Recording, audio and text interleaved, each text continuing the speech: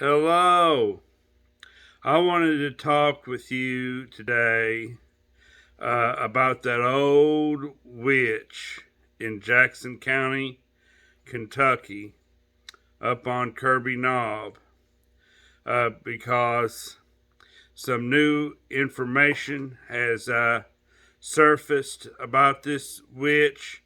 Uh, some of my cousins heard me talking on my YouTube channel and contacted me and informed me of stories that I hadn't heard of about this witch. And they all these stories have been handed down in my family, and I'm going to try to share all the information I have today, and I have no doubt that even more may surface about this witch. Uh, First of all, I did some of my own investigation and looked up this witch's name because I have a cousin that was able to tell me what the last name of this witch was.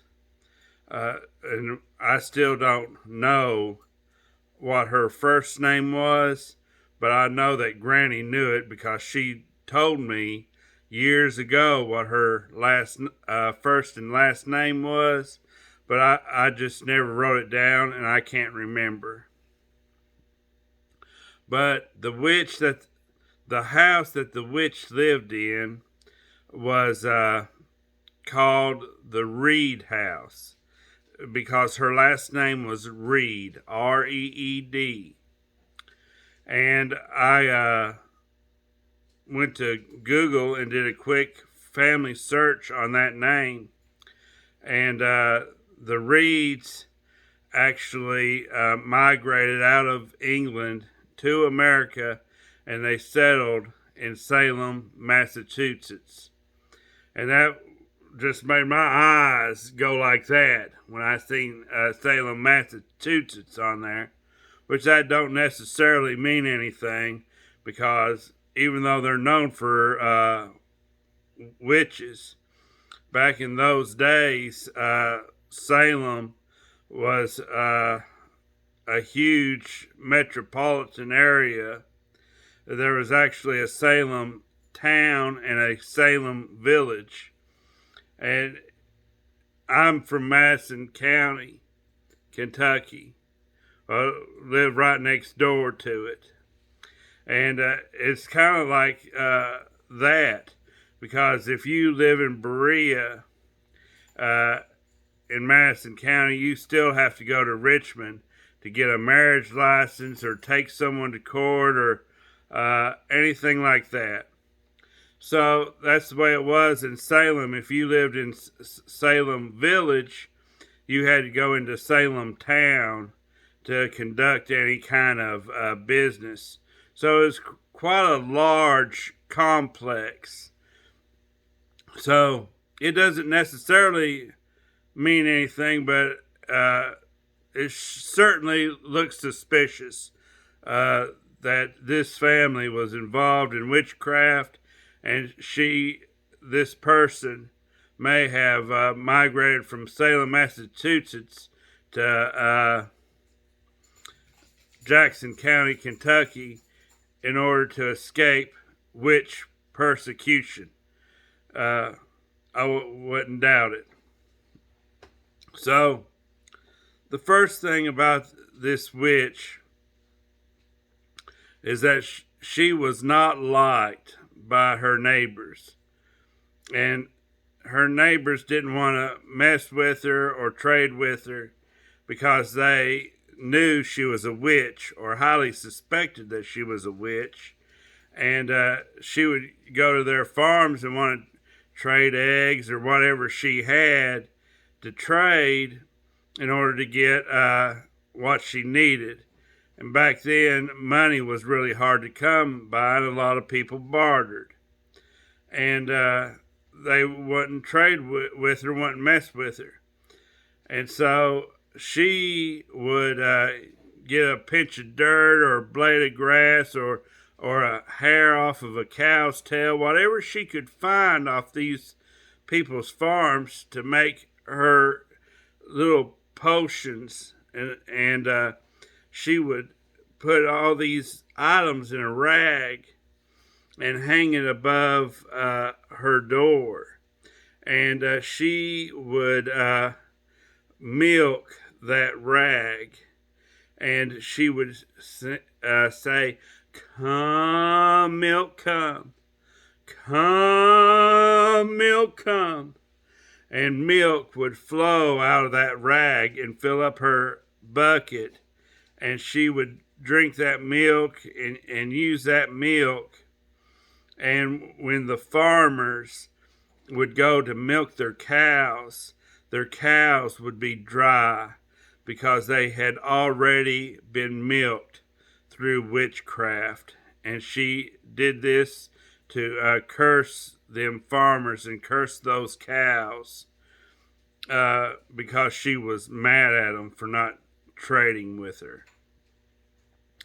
And another time, Granny Annis and Grandpa Millard, they was walking down the road, and they came along that witch, and she said, "I would like to see the baby." And my Aunt Laney, I believe, was the baby, and was probably the one she was referring to. And Granny Annis didn't want that witch to see her baby, and she said, "No, I don't want to get her out. It's a bit nippy tonight, and she's all bundled up, and I don't want to get her out." And she wouldn't let that witch see the baby. Well, they got home, and the baby started to get sick. And what that witch had done is she had cast a spell on a rooster, and she used that rooster as a familiar to carry her spell back to Granny Annis and Grandpa Millard's house. And the closer that rooster got to Annis and Millard's house, the more potent and the more effective the spell became. And so the baby kept getting sicker and sicker. And Granny Annis said, "I know that witch has witched my baby. She has witched my baby good." And that rooster flew up on the porch of Grandpa Millard in Granny Annis's house, and Grandpa Millard seen it. And he ran and grabbed his shotgun, and he killed that rooster. And when he did that, that kind of nullified that spell, and their baby got all right. And I'd also like to point out that Grandmother Annis wasn't afraid of that witch. And at least I don't believe she was, because she was a Native American, and she was like one of these medicine women from her tribe. They was Cherokee. And there was things that Granny Annis knew by being a medicine woman that she could have retaliated, and there was things she could have done to that witch if she'd wanted to, because she knew all about herbs and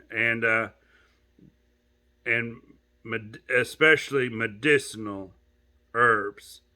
And I'm sure there was things that she could have done to get back at that witch if she'd have wanted to.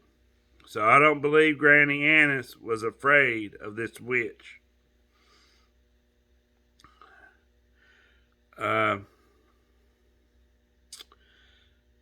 when her children went back and forth to school, they had to pass by that old witch's house. They called it the Reed House. And they'd always run right by there. And they were scared of it. Well, one day they were coming back home from school, and that witch came out to the road, and she wanted Desmond, one of Granny's brothers, to come inside. She liked Desmond. I don't know why she liked him, but she liked him, had a crush on him. I don't know what. But for whatever reason, he agreed to go in that witch's house. And she said, "Come on in, Desmond, I will not harm thee." You know, I guess. I don't know why he would go in there if they were so scared of it. That was not told to me why he went in. But I'm sure his brother and sister was trying to talk him out of going in there. "Oh, Desmond, don't go in there. That's old witch's house." I don't know, but for whatever reason, he went in this witch's house. And they were talking or whatever. I don't know what they did.